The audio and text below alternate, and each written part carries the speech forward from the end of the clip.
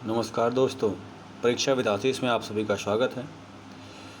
दोस्तों, उत्तर प्रदेश बीएड संयुक्त प्रवेश परीक्षा जिसकी एग्ज़ाम डेट जो है वो 6 जुलाई को जो है निर्धारित की गई है, 6/7/2022 को। ठीक है, इसमें जो है अरिहंत पब्लिकेशन द्वारा जो है 15 प्रैक्टिस सेट की जो है बुक जो है पब्लिश की गई है। उससे हम लोग जो है प्रैक्टिस करेंगे आने वाले बीएड एग्ज़ाम के लिए। और इसमें जो भी क्वेश्चन है वो बहुत ही महत्वपूर्ण क्वेश्चन है आपके एग्ज़ाम की दृष्टि से। ठीक है, और अगर इसका सिलेबस आप लोगों को ना पता हो तो इसमें जो क्वेश्चन पूछे जाएंगे वो जो क्वेश्चन है 50 क्वेश्चन तो हिंदी से पूछे जाएंगे और 50 क्वेश्चन जो है आपके सामान्य अध्ययन से, 50 क्वेश्चन रीजनिंग से आएंगे जिसमें कि कुछ क्वेश्चन मैथ के भी रहेंगे और 50 क्वेश्चन आपके सब्जेक्टिव होंगे। आप जिस वर्ग से होंगे, कला वर्ग से होंगे, वाणिज्य वर्ग से होंगे या फिर विज्ञान वर्ग से होंगे।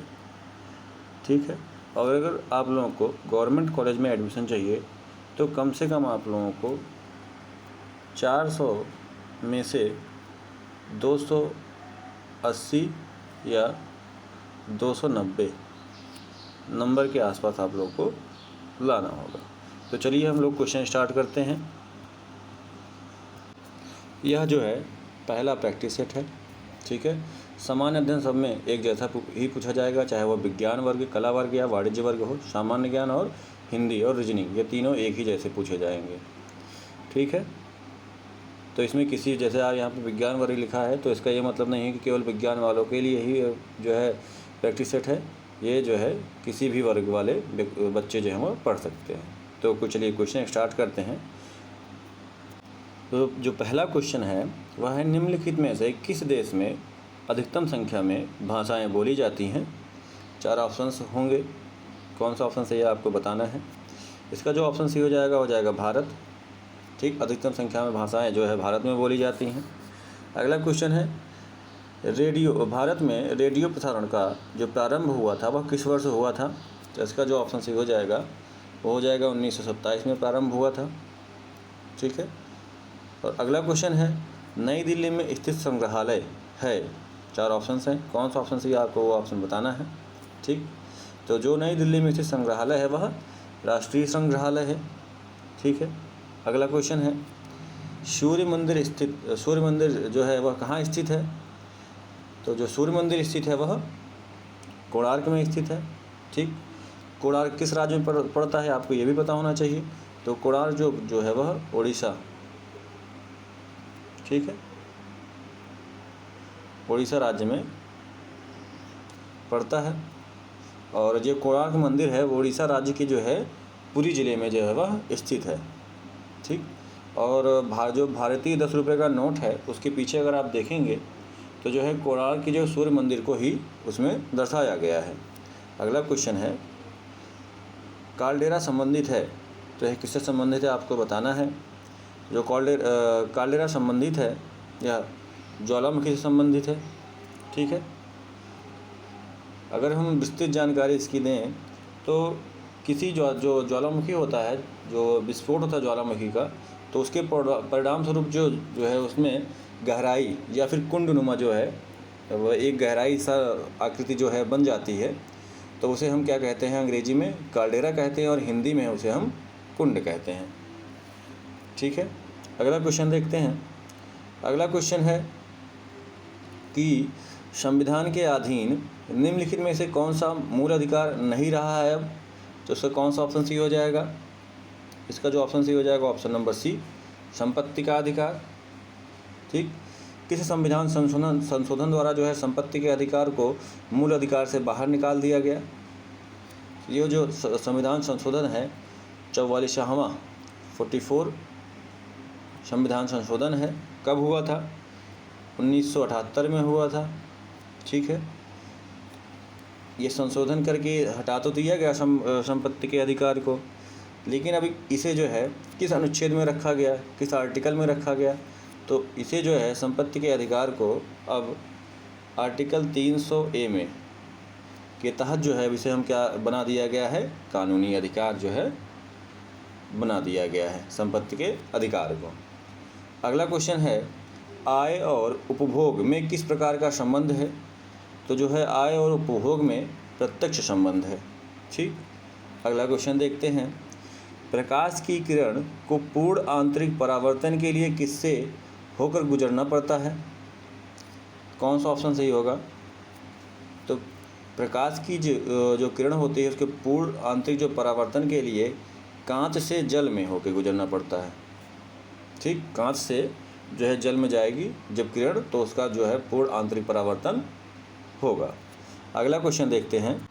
अगला क्वेश्चन है, हमारे शरीर में कुल कितनी मांसपेशियां हैं? जो हमारे शरीर में कुल मांसपेशियों की संख्याएं होती हैं वो 656 होती हैं। ठीक, अगर आपसे पूछ लिया जाए कि हमारे शरीर में सबसे अधिक मांसपेशियां कहाँ पर पाई जाती हैं, कहाँ पर होती हैं, तो हमारे शरीर में सबसे अधिक मांसपेशियां 180 मांसपेशियां जो हैं वह पीठ में पाई जाती हैं। ठीक, और जो पेशियां होती हैं वो कितने प्रकार की होती हैं, ये भी क्वेश्चन आपसे पूछा जा सकता है। तो जो पेशियां होती हैं वो 3 प्रकार की होती हैं, ऐच्छिक पेशी, अनैच्छिक पेशी और हृदय मांसपेशी। ठीक है, अगला क्वेश्चन देखते हैं। अगला क्वेश्चन है, पृथ्वी के ऊपर के 4 क्षेत्रों में से सबसे कम ऊंचाई किसकी है? कौन सा ऑप्शन सही होगा आपको बताना है। तो इसका जो उत्तर होगा वो हो जाएगा ट्रोपोस्फियर। ठीक है, सबसे निचली परत होती है पृथ्वी के ऊपर, सबसे पहली परत ट्रोपोस्फियर होती है। कहाँ से कहाँ तक होती है? तो यह जो है 0 से लेके 18 किलोमीटर तक ट्रोपोस्फियर होती है, जिसे कि हम हिंदी में क्षोभ मंडल कहते हैं। और क्षोभ मंडल के ऊपर जो है समताप मंडल यानी कि स्ट्रेटोस्फियर, इसकी ऊंचाई कितनी होती है? इसकी ऊंचाई 18 से जो है 50 किलोमीटर तक होती है। ठीक, और इसके ऊपर जो मंडल होता है उसे हम मध्य मंडल कहते हैं। ठीक है, मेसोस्फियर, जिसकी ऊंचाई जो है 50 किलोमीटर से जो है 80 किलोमीटर तक होती है। ठीक है, और मध्य मंडल के ऊपर आयनन मंडल होता है, जिसे हम थर्मोस्फेयर या लोनोस्फेयर कहते हैं। इसकी ऊंचाई कितनी होती है? इसकी ऊंचाई 90 से जो है 800 किलोमीटर तक जो है थर्मोस्फेयर की जो है लंबाई होती है, यानी कि आयनन मंडल की। और जो सबसे ऊपरी मंडल होता है उसे हम वायुमंडल कहते हैं, जिसे कि इंग्लिश में हम एक्सोस्फीयर कहते हैं। और जो इसकी ऊंचाई होती है वह 800 से 3000 किलोमीटर तक इसकी ऊंचाई होती है। ठीक है, एक्स्ट्रा फैक्ट आप लोग ज़रूर ये याद रखिएगा, क्योंकि क्वेश्चन आपसे पूछ सकता है सबसे ऊपरी परत कौन सी होती है। तो जो सबसे ऊपरी परत होती है वो से हम वायुमंडल कहते हैं।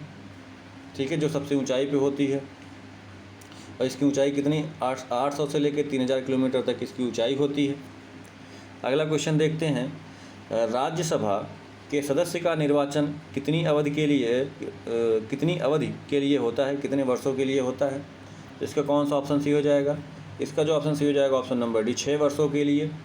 ठीक, अगला क्वेश्चन है, वर्ष 2011 की जनगणना के अनुसार भारत के किस राज्य की जनसंख्या सबसे कम है? कौन सा ऑप्शन सही होगा? Option number D, Sikkim. अगला क्वेश्चन है, ग्राम पंचायत की आय का स्रोत कौन सा है? तो ग्राम पंचायत की आय का जो स्रोत है वह मेला एवं बाजार कर से आता है। अगला 14 नंबर क्वेश्चन है, राज्य के नीति निर्देशक तत्व में निम्नलिखित में से किन किन प्रकार के सिद्धांत अंतर्निहित हैं? आर्थिक सिद्धांत, सामाजिक सिद्धांत और प्रशासनिक सिद्धांत। तो ये जो है तीनों के तीनों सिद्धांत जो हैं वह राज्य के नीति निर्देशक तत्व में अंतर्निहित हैं। ठीक है, राज्य का अगर आपसे पूछा जाए कि राज्य के जो नीति निर्देशक तत्व हैं वह संविधान के किस भाग में हैं, तो आपको पता होना चाहिए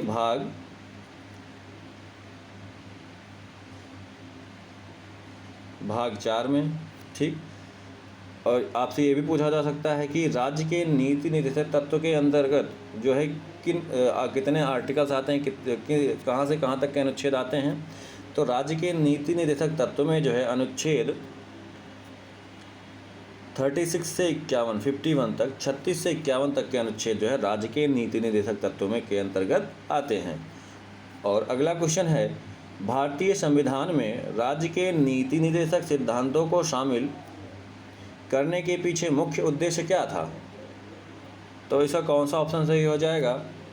इसका जो उत्तर सही होगा वह कल्याणकारी राज्य की स्थापना करना। ठीक है, कल्याणकारी राज्य की स्थापना करना जो है भारतीय संविधान में राज्य के नीति निर्देशक तत्वों को शामिल करने के पीछे मुख्य उद्देश्य था। ठीक, और अगला क्वेश्चन है, किसकी उपस्थिति के कारण जो है चूने का वायु में रखने पर दुधिया हो जाता है? ठीक, किसकी उपस्थिति के कारण चूने का पानी जो है, जो चूने का पानी होता है वो वायु में रखने पर दुधिया हो जाता है, तो उसमें क्या उपस्थित होता है? तो उसमें कौन सा ऑप्शन सही हो जाएगा? इसका जो ऑप्शन सही हो जाएगा वह कार्बन डाइऑक्साइड। ठीक, ऑप्शन नंबर ए सही हो जाएगा। आज के लिए इतना ही। ठीक है, आगे का क्वेश्चन हम कल देखेंगे। और पर डे आप हमारे जो है, अगर आपने हमारा चैनल सब्सक्राइब ना किया हो तो सब्सक्राइब कर लीजिए और बेल आइकन को भी प्रेस कर दीजिएगा, जिससे हमारा जो भी नोटिफिकेशन हो वो आप तक जो है पहुंच जाए। और जो बीएड का प्रैक्टिस सेट है वो पर डे जो है आप लोगों का 2 प्रैक्टिस सेट हम जो है अपने यूट्यूब चैनल पे अपलोड कर दिया करेंगे, और आप लोग देख लिया करिएगा और अपने दोस्तों में जो है शेयर भी कर दीजिए। ठीक है, धन्यवाद।